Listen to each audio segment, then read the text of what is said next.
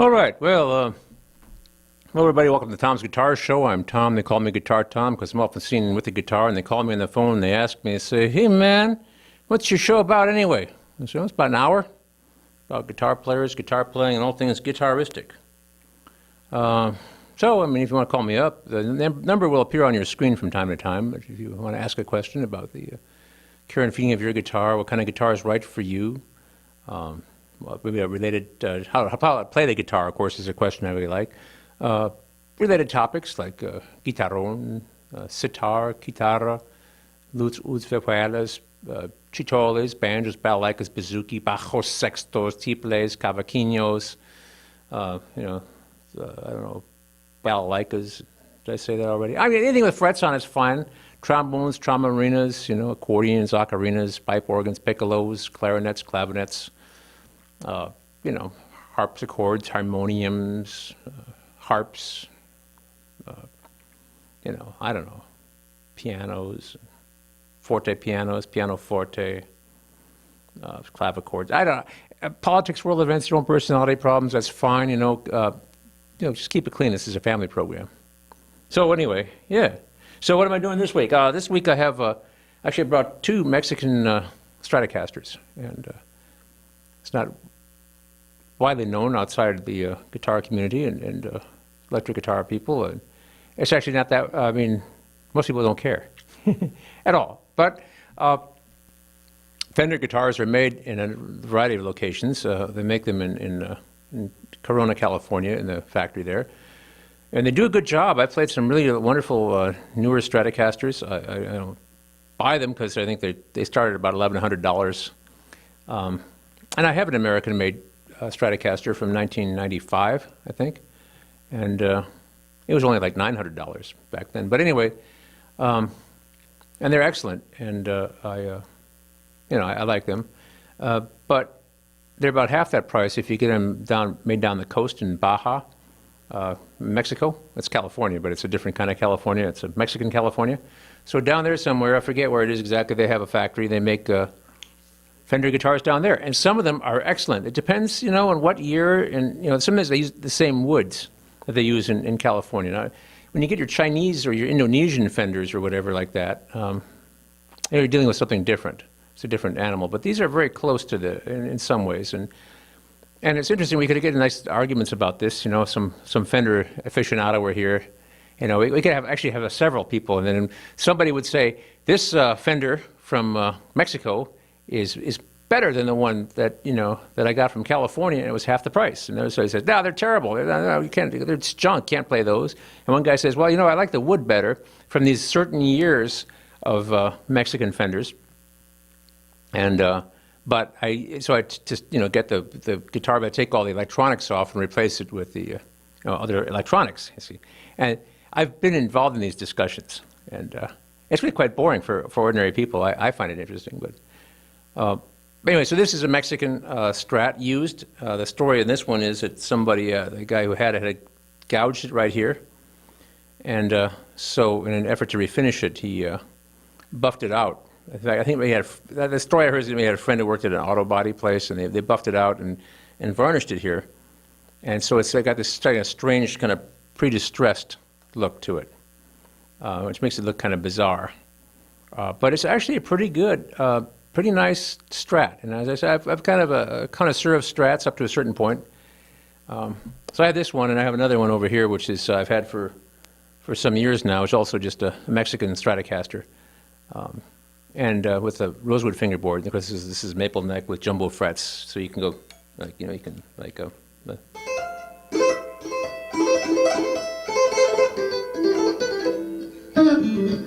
Anyway, so I brought my two Stratocasters. The other thing I brought were some Electro-Harmonix things and some pedals here. I have three of them. I was going to actually bring a fourth one, but I somehow forgot to bring the reverb because I like reverb. I have a little bit of reverb on this amp over here that I'm using. Essentially I'm using a cheap Chinese-made amplifier that doesn't do much except amplify. It doesn't, but it seems to work pretty well. It's pretty clean. So what I brought the Humdebugger, And one thing about this particular Stratocaster I've noticed, let's see, I'll make it do it really badly, is that it's very noisy. So if I took the humdebugger off, you get a serious hum. I don't know if you can hear that at home, but bzzz. And of course I have fluorescent lights and there are computers here and around, this is a TV station, so there's a lot of electronic stuff. But the humdebugger takes that out. And then I have over here the Electro Harmonix looper, the 360, the one on my far left. I guess it'd be on the right side of your screen. But that one there is a looper, and it's made. All this stuff is made in New York City. The Electro Harmonix is out of New York, and they're very imaginative. And I get a kick out of their stuff. I have several things. I was going to bring a Holy Grail Plus reverb, but I kind of forgot. That had been my fourth pedal. Would have had to get a bigger rug though. And the one in the middle, which is really wild, is a B9, and I just got this one yesterday. And it's an organ pedal. So it turns your guitar. So here's my guitar. That's just the guitar with a little bit of reverb that's on the amp, right? If I push this pedal, or push a little harder, there we go, I get.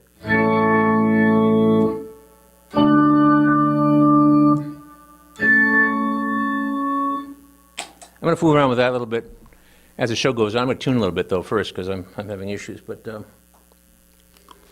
anyway.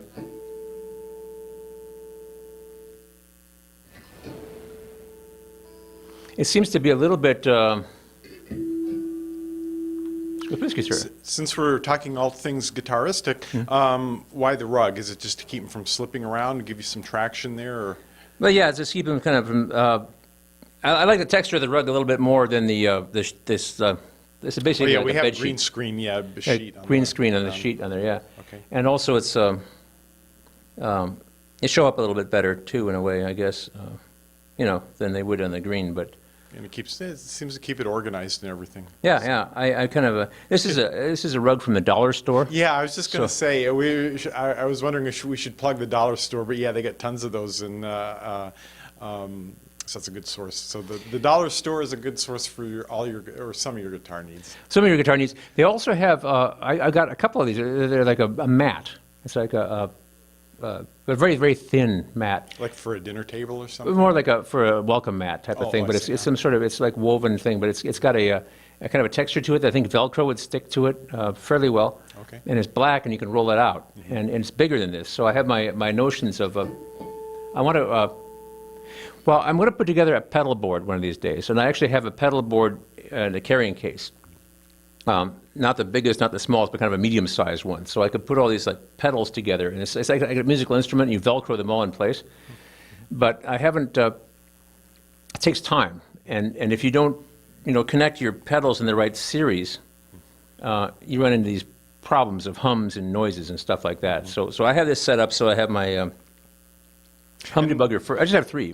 And I'm on headphones. It's getting the thing that's going out, at least onto the computer recorder, and you could tell the difference when you click that off. You can suddenly hear the hum. Especially if you. Yeah, it was definitely noticeable. So it's actually not too bad when it's in the in-between. Another thing about Stratocasters is you have a 5-position switch. You have 3 pickups, but if you get one pickup by itself, and this is without the humdebugger, it's humming.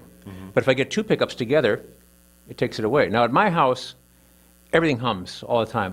We actually had some of the wiring fixed, but still, the house was built in 1894, and there's some old wiring in different places, and it seems to pick up. We also have Wi-Fi.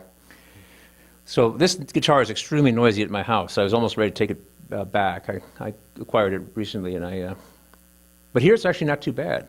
No. And with this on, it's even better. But yeah, so I have the humdebugger first, and then I have the B9 organ pedal next, which is the effect. And I would put the reverb in between there somewhere.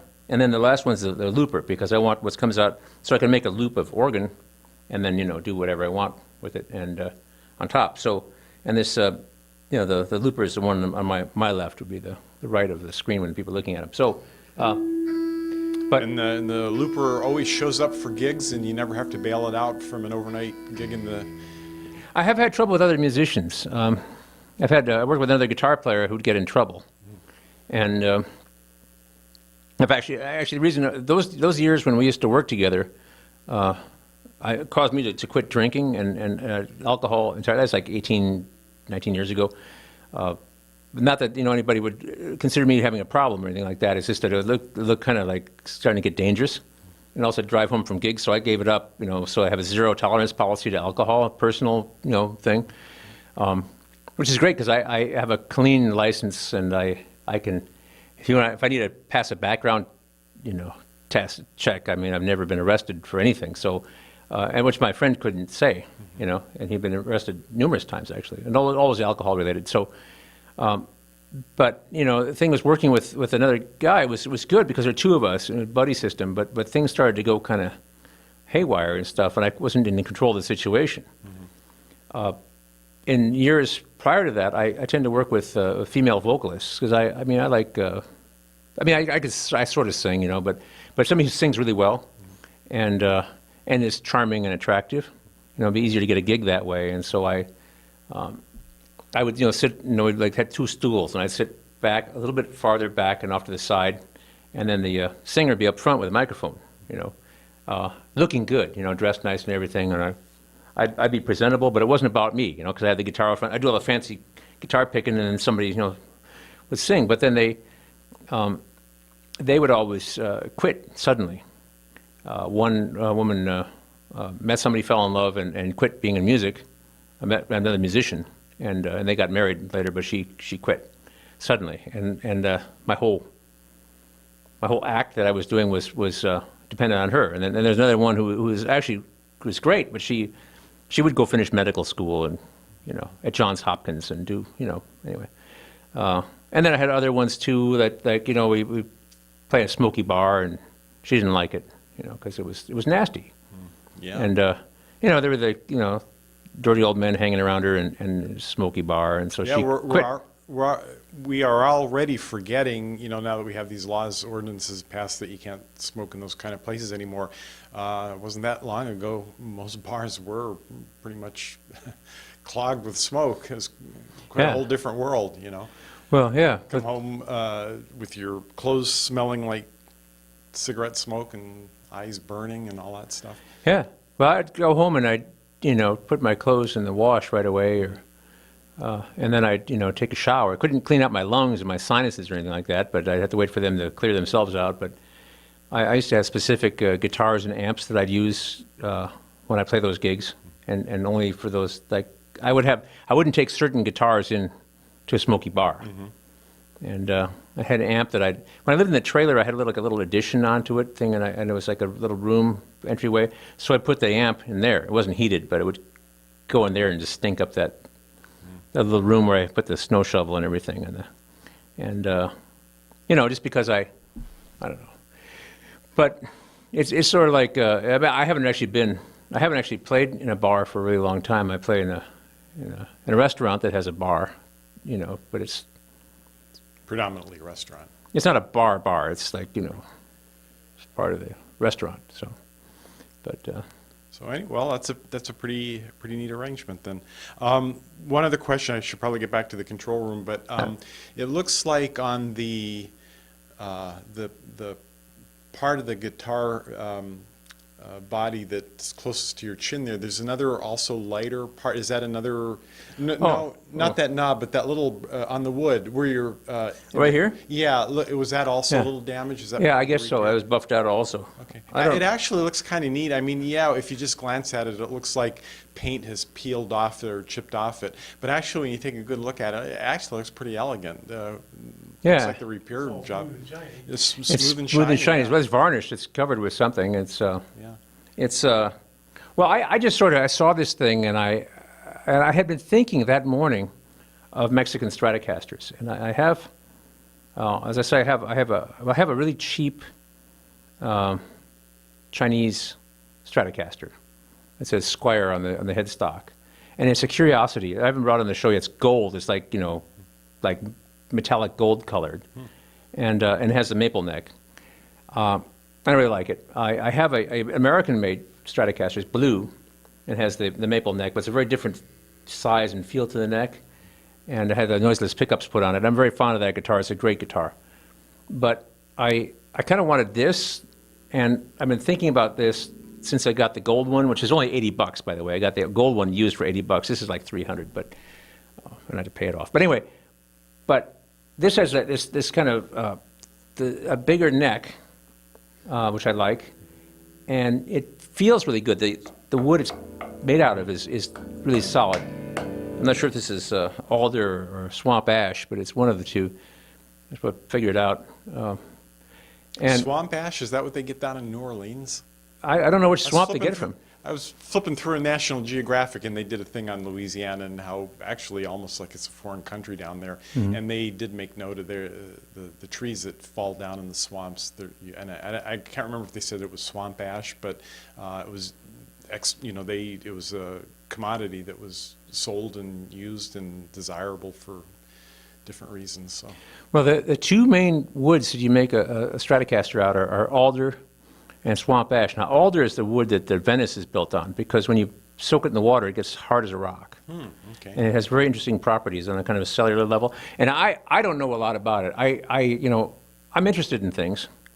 And which reminds me, I wanted to talk about Smetana and Dvorak. But anyway, Oh, wow. because I've been thinking about last night. I was thinking about them. It's a long story, but anyway, so I'm saying that swamp ash and alder are the two woods, and they're different. One's, I think, alder's a little bit heavier. The guitar makes it a little heavier, but has a different kind of sustain.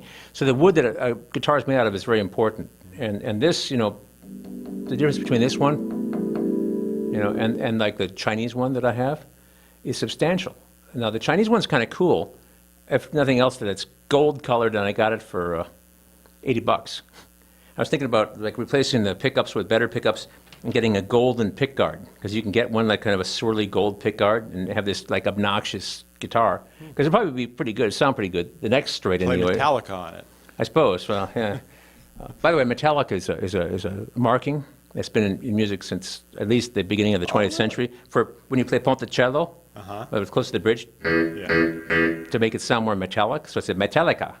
And Oh, really? Is it? predating And that's where Metallica got.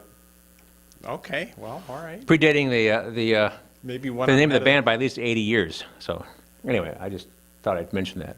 Classical guitar literature. So, So do you think somebody from the band was aware of that, and that's how they get their name, or I don't know. maybe one of them had a semester of music in college before they dropped out? and remember Could be that word? took some classical guitar lessons and saw the marking. Yeah. Metallica, Cool. Well, said. that's cool. So- And actually, I don't dislike Metallica.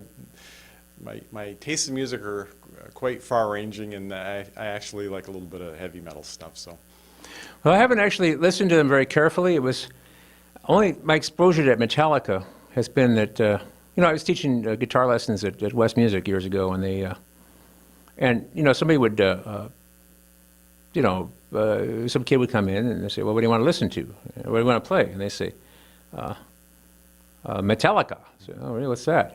So they bring me a tape. This is that long ago, because we had a boombox. They give me a little tiny room. With an equalizer on it? Probably, yeah. I had a little room with a boombox and a piano in there taking up a lot of room, a music stand and two little chairs, and a fan that wasn't actually, they didn't have anything, like they connected to anything, it was just white noise. So you'd be in there and a little tiny amplifier. And so I listened to this stuff, and I've had the ear training, to a great extent, so I would, be able to chart it out for them and show them how to play this stuff. And they thought this is the greatest music ever. And I was thinking, this is... Well, I would put that in the fun music category. I certainly don't approach Metallica the way I would approach Dvorak, but Yeah. it's fun. It's fun stuff. But it's fun stuff. But it was just simple, and I was sort of deeply immersed in other kinds of music, and it was like, I was thinking, well, this isn't the greatest music ever. Come on, kid, open your ears. But anyway, speaking of Dvorak and Smetana, for me it all started when I was going to Hy-Vee, and had the radio on the car, and they played this theme, and I forget the name of it. It's about a river, Smetana, that goes through Bohemia, and it's a tone poem that he wrote. Is it the Moldau? Moldau, yeah, it's a Moldau. That's right, of course. And I had heard that before, and I've always liked it, but I didn't know what it was. So I heard a lot of music, and I was one I'd heard, and I really liked that theme, so I did some research when I got home, because I actually had to go in shopping when I got back. It was somebody playing a Billy Joel song in the marimbas, but it was the Des Moines Symphony concert, live broadcast from last March. So, That you heard this Smetana, not the Billy Joel. well, I heard the Billy Joel. It was interesting doing a Billy Joel song at a classical concert, but. Okay. Yeah, I but- thought you meant you heard it over the Muzak system in the Hy-Vee. Oh, no, it was on the radio on the way back. I forget okay. what I heard. The music of the Hy-Vee wasn't very good. I shut it out, but I tried to. But so I went back and I listened. So I found out what it was. It took me some searching, and it was hard to actually find out what it was, but I did some Google searching and found out it was a March 14th program at the Des Moines Symphony, and it was the Moldau. And so I listened to it, a symphony doing it on YouTube. And then I looked up more about Smetana because I'd heard of him. I know about him. I knew he was a Czech, and he was like a romantic and into a nationalist thing. And I know something about the Austro-Hungarian Empire, which he would have been under the thumb of. Yes. And people like trying to develop nation states in the age of empires and stuff like that. And the romantics, it's a big deal for romantics in those countries. And it was at a time where nationalism was rising and people were Yeah. rising up against things like the Habsburg Empire. And Yeah, and they had an uprising, and which was quashed and so forth, and they had these. So I read about him and learned about him a bit and listened to some of his stuff, and then that of course took me to Dvorak, who was much more prolific and successful in a lot of ways, but less frail because I think Smetana was rather frail and also had issues, and maybe things are a little bit better in Dvorak's time. And Dvorak was very prolific. I mean, he wrote things fast. super great composer. Yeah, super great. I mean, amazing composer when you think about it. And of course, I was aware of him because I've driven through Spillville on my way to Decorah. Where I need to get up one of these days. I've Yeah. been in Iowa since 1982 and I still haven't been to Spillville. Yeah, but anyway, I actually did an oil painting for a girlfriend of mine in high school, and it was a picture from, I had these classical albums, these, world's greatest music in 20 albums kind of thing, and they had little picture books in it, and it had a little picture of a house in Spillville. That's how it was identified, so I did a little painting of that and gave it to my girlfriend. So yeah, and then here I've been in Iowa since 1982, and I still haven't been up there. maybe it was a predetermined thing that you had to come to Iowa just because Dvorak had a good time here once.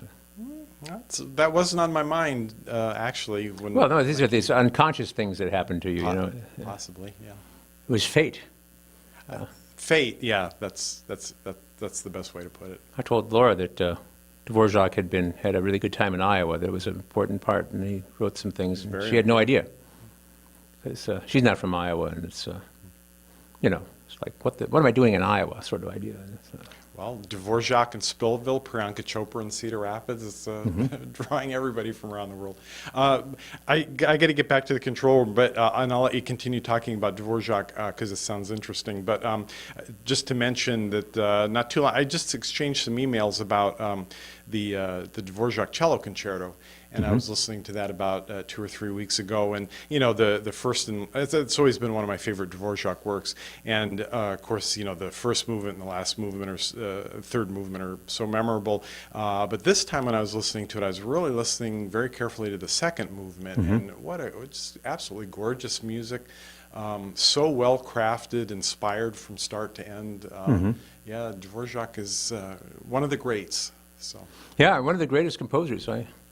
That Moldau tune, I actually looked it up in the classical fake book, and I was kind of jamming on it a little bit, But all right, where were we? We're going to Dvorak. Yeah, look him up, and Smetana too. He was a interesting character.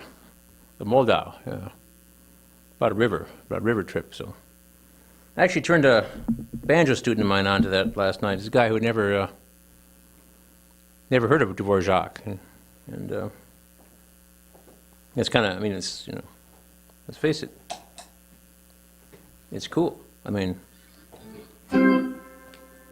So here's my organ pedal here.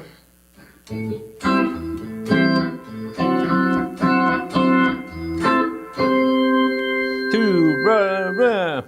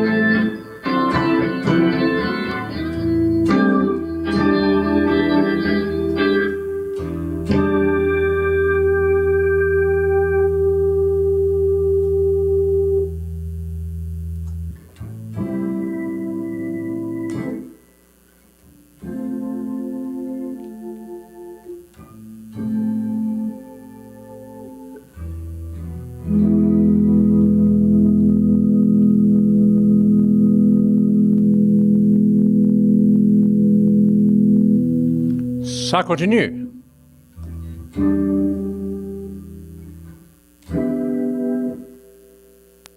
Anyway.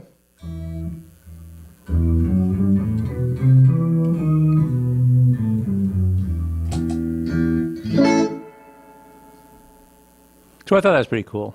It's a, You probably should mention when you'll be appearing this week. oh yeah, well, this week will be an ordinary week for me. Pretty normal. Except I'm doing a faculty recital on Sunday, come to think of it. But no, Friday night I will be at, and Saturday night, both, I'll be at the Tuscan Moon. Thursday night is a board meeting. Board meeting? Okay, yeah, that's right. One of our board members is in the lobby, so yeah, anyway. Glad to have you aboard. You need solid citizen. Anyway, yeah, so, I mean, actually, the board meeting is at PATV are open to the public, if you, but has to be. But anyway, Friday night, Saturday night, Tuscan Moon in beautiful downtown Kelowna. I usually start somewhere around 6:30. I'm supposed to be there at 6, but I'll be late. Actually, a couple weeks ago, I got there early. I started before 6. Made for a really long night. But anyway, so Friday, and then Sunday morning, 10:30, I'll be at the Journey Church in Coralville. Start 10:30. I'll be there a little bit before that. Play some music for them up there, and it's off Oakdale Boulevard, up there in Coralville. Journey Church. You can look them up. Google them if you want. And Sunday night, I think 7:30, 8 o'clock, something like that. I'll be at the Coe College. In one of the auditoriums. I used to think last year I thought I was going to be in Sinclair Auditorium, but now I'll be in the little recital hall. I forget what it's called, but it's there in the music building there at campus at Coe College. Very easy to find. It's called Marquee Hall, is the music building. And of course attached to it is Sinclair Auditorium, but I think it's going to be the little one around the corner. But if you go there, you'll find it. It's right there near the front of the place. And anyway. So I'll be playing 3 songs for the faculty recital on Sunday night. Coe College is free of charge. Actually, you don't have to pay any admission to anywhere I'm playing this week, although you should probably order something in Tuscan Moon. It's a restaurant. My advice is make reservations. At the Journey Church, of course, they're going to pass the basket around, and they need it. And but Coe College is, it's free. And I'd be glad to have you there, because there will be some community members there, but there'll be a lot of students there who are waiting to get their little cards signed because they have to attend these things, you see, and they're a captive audience. So, anyway. So play something for the youth. For the youth group, well, I'm going to do some, I will be, I would call it aberrant behaviors. I'm going to try to do some, because I'm trying to, be a rebel.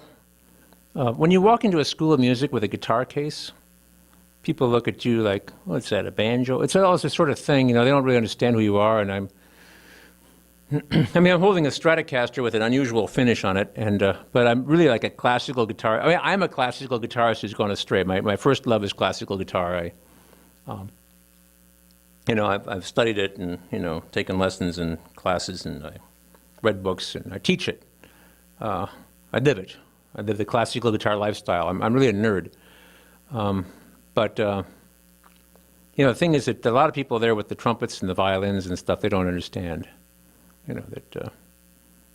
what guitar is about. And it's true, I teach I teach folk guitar, at Coe, more than classical.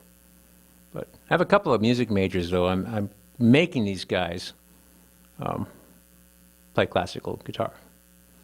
I have a young woman there who's, I don't even know what she's majoring in, but she took piano all her life, and she wanted to play guitar. And so she's just doing folk, because that's what, this is not these other guys are like composition majors, and guitar is their principal instrument. So I say, by golly, you better learn how to play classical guitar. So I'm trying to discipline these young fellas who, tabs on the internet. They would know Pearl Jam and Metallica, but I know I want to take them through Bach Lute Suites. It's going to be a while, But one's a freshman, one's a sophomore. So unless I get fired, which is one of my ambitions, so I can tell you, because we're in a different town here, I can tell you that my secret is I want to play, the first piece I'm going to play is a classical guitar standard, the Romanzo. The second piece I'm going to play is Cry Me a River, torch song from 1953.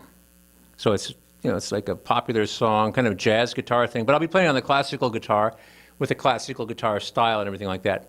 And then I'm going to try to get somebody, to a stagehand or somebody, to come out, take my guitar away from me, and hand me ukulele. And I'm going to play Malagueña, or Malagueña, whatever how you want to pronounce it, like that.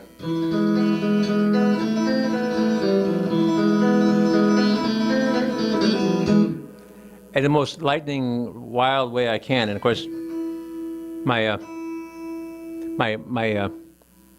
tenor, Doji tenor ukulele, which I call my concert uke, but actually a concert uke is slightly smaller than a tenor uke. So, but in my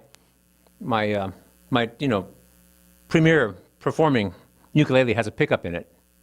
So I'm going to rock that joint through my my amp, and I'm going to do that to blow people's minds. See what happens. Now maybe I'll get fired, and that's okay too. I've been fired a few times from. If you don't get fired a few times in your career, it means you're not really trying very hard. You're trying to be like a real mealy-mouthed, middle-of-the-road kind of person. And I would say that if I were a clerk somewhere, I wouldn't want to get fired. I would consider that a dishonor. But if I'm on the faculty someplace and I get fired, I think that's a good thing. I mean, getting fired for something artistic, not, for showing up. You talk about classics. I think it's now or never, but I suppose 20-year-olds don't know that. Yeah, I suppose, yeah. Well, classical music is kind of a, I don't know, what do you call it? I mean, classical music, like the classical era, they say, well, that's like Mozart. So it's after the Baroque and before the Romantic. But when they say classical music, what they mean is Hank Williams. yeah, there you go. But whatever is like, there are the classics, but there we go. There's Bob. Well, there I am. Yeah. Hey, look, you're on TV. Wow. But yeah. Looks just like me. Yeah. So, but I mean, the thing that I was talking earlier about the Smetana thing, but when I got back in the car, there was marimbas and playing Billy Joel's song at the Des Moines Symphony concert. So this is classical music. So somebody had arranged it, and it's kind of hard to say what classical music is. Another thing is, when I was in the car earlier today, I heard I think it was a recorder concerto written by somebody contemporary who also started a heavy metal band in Scandinavia. And it was like a tone poem type of thing, based on a Hans Christian Andersen story about a little girl who at night when she was asleep she would dream of being a princess. So I guess I'm vaguely familiar with this story, but somebody had written a concerto and it was contemporary and it actually sounded really nice. And they used the recorder, which of course a lot of people. All the kids when they're like in third grade or fourth grade or something had to Yeah, I think it's a grade school instrument. Yeah, they get like a $3 recorder made out of plastic. But of course, the recorder has a long history, and you can get one that you can get one for thousands of dollars. It's handmade out of rare wood. Yeah. And whoever was playing this one was obviously a virtuoso. And they probably weren't playing on a plastic one. But then there's an orchestra, a full orchestra behind them, and it was this very amazing piece. And I had to stop and get out of the car and go someplace, and so I didn't get to hear the whole thing, but I heard a big chunk of it. And but that's contemporary because that's right. I came in like halfway through, and then they said what it was afterwards, and it was this thing written by somebody, and then they were saying that, but that the composer also started a heavy metal band in Scandinavia, which they're into heavy metal in Scandinavia, so. It's cold up there, and Right. Anyway, but so that's classical music, and I've also heard people do things with Beatles songs, and turn them into. So So there's this whole thing about what do you call music? Paul McCartney pretty freely admitted that he stole a lot of stuff from the classics. Yeah, he did. And and I've actually, I've been aware of some of these moves. I say, well, I heard that before. And I had other people who, like one guy, a guitar player I know here in town, is also a guitar teacher. He grew up just grooving out his Beatles records, listening to every nuance and everything. And that's kind of where he learned music, was listening to Beatles. And of course, they had orchestrations and things, Of course, they had producers and people working on it. But anyway, it's all interesting. But what do you call, like, some people say, okay, serious music. I remember people were trying to explain, okay, we can't really, classical, because the classical era was a specific time between the Baroque and the Romantic. Like, like later 18th century into the very early 19th century, before the Romantic movement came. So they say, well, that's a classical era. I say, well, yeah, but what we call classical music could be like Baroque, like Bach, and that's before the classical era. Because the classical thing, my understanding is that they started to translate old Latin and Greek texts, and the people had a retro craze of the classics, and so you had these women were wearing these dresses that looked like these statues, the fashions changed, and they were more like these, Roman and Greek statues and stuff, and they had all this as part of the Enlightenment and the rebirth of learning and stuff like that. Rebirth of learning is the Renaissance, but I mean the Enlightenment.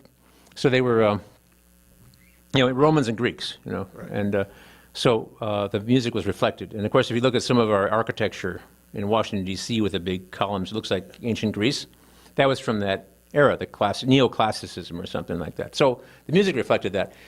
But when we say classical, it could be Baroque, it could be even Renaissance music. Certainly, later music, the Romantic era, they call that classical music. I mean, Smetana and Dvorak, who, composed into the early 20th century, is considered classical music, but that's like, post-romantic into the modern thing. So even modern music, so what does it mean? Mason Williams. Yeah, well, there you go, classical gas. Now, I don't think I call that classical, but because they're the thing. See, what is it like, what's classical music? See, well, people say it's serious music. And then you get some rock and roller or blues musician or somebody, and they say, wait a minute, I'm serious. And don't demean me by saying I'm not serious. I say, well, I'm not saying you're not serious, but this is like serious music. Well, this is serious music. I'm serious. So, serious. But what do you say? I mean, I don't know. I say it's all good, but as I've already mentioned, my first love is classical guitar, but I went astray years ago. And I'm standing up here and I'm rather enjoying this particular Stratocaster. I think it's groovy, man. Dig the maple neck and the hard.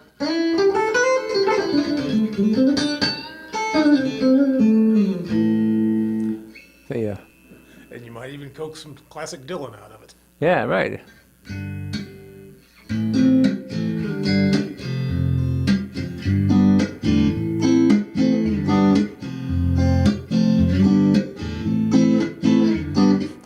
I'm using this modified flamenco guitar technique when I'm playing all along in Watchtower, which is kind of a folk rock Dylan song that Jimi Hendrix made huge with his hard rock. It's a small world after all I can say. People say, you're not the best guitarist in the world. I say, nobody said I was. Anyway.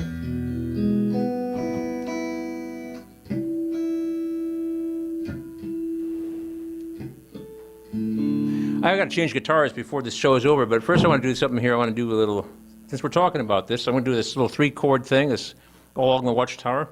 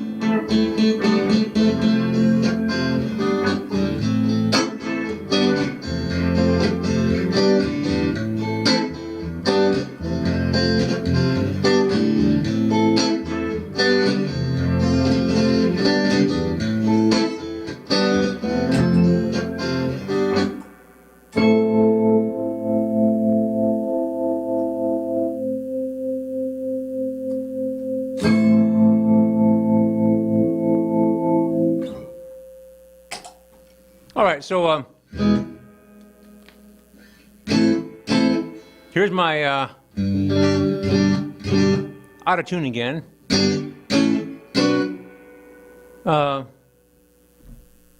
Mexican Stratocaster number 1 with a maple neck.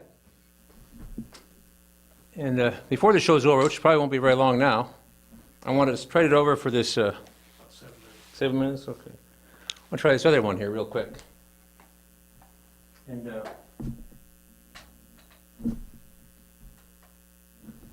so this there's one there with an unusual finish on it. It was new to me.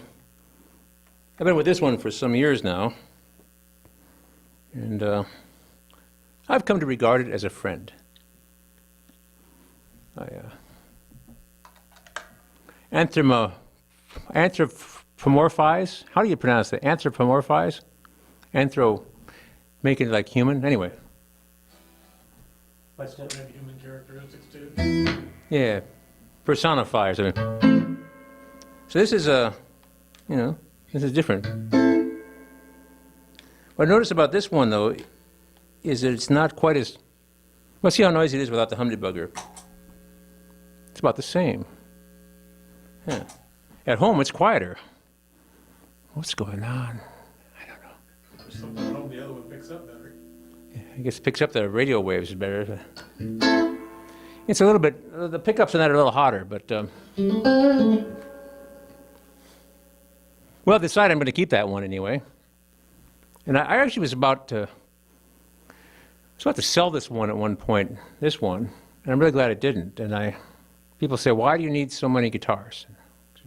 Because they're all different. Yeah.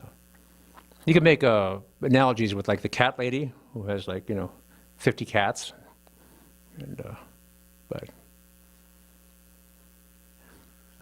I saw a thing on TV a while back about some company that's making carbon fiber guitars. oh yeah, sure. That's their big pitch, is that every one is exactly like every other one. I see. Uh-huh.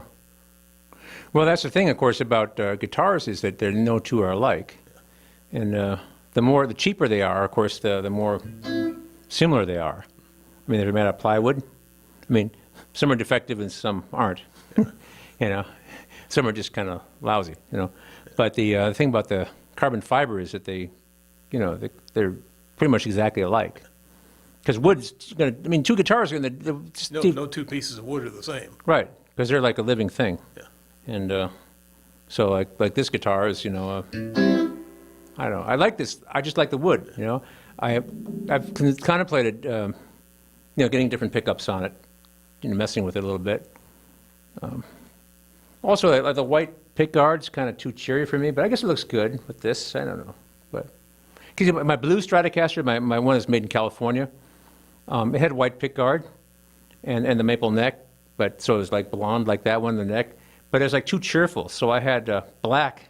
I had to replace the pickups, and I figured, while you're at it, the pick guard's only like $20 or $15, So I might as well since I'm getting new pickups, I might as well get black pickups and a black pick guard and black knobs because it only, it's like, we're going to spend like $150 getting, custom noiseless pickups. You might as well. Well, plus another 15 to make it look like you want. Yeah. So it's black and blue, which is there's my Hard Knocks guitar. That's right. Black and gold were my colors for the guitar gallery. I had the lettering on my business card was shiny black with gold lettering, and my front window had gold lettering and stuff. And then when I lost my shop, I lost my shirt, lost my shop, and I moved upstairs to the Tom's Guitar Studio at the Vine Building here in town. My poster was black and blue, so that was my color, and because I was bruised by life's rich pageant. And right now, I'm thinking I'm wearing black and blue, but anyway, I love this guitar.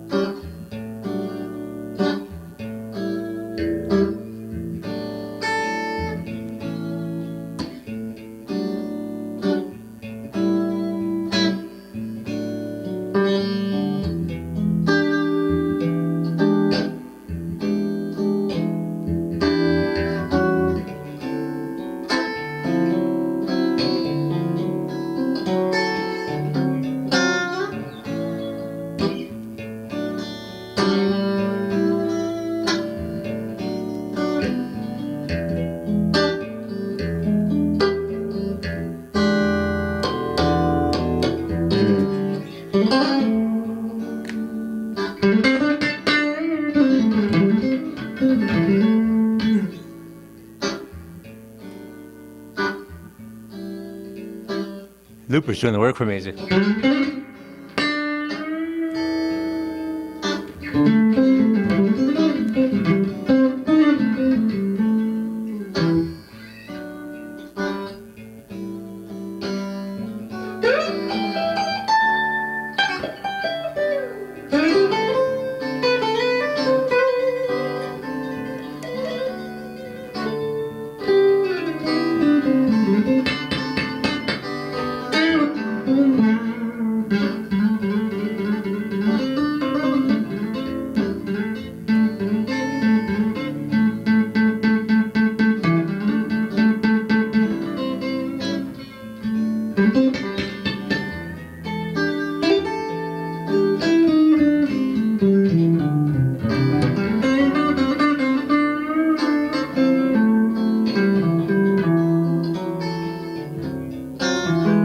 See you next week. Another Tom's Guitar Show. It happens every week on Tuesdays.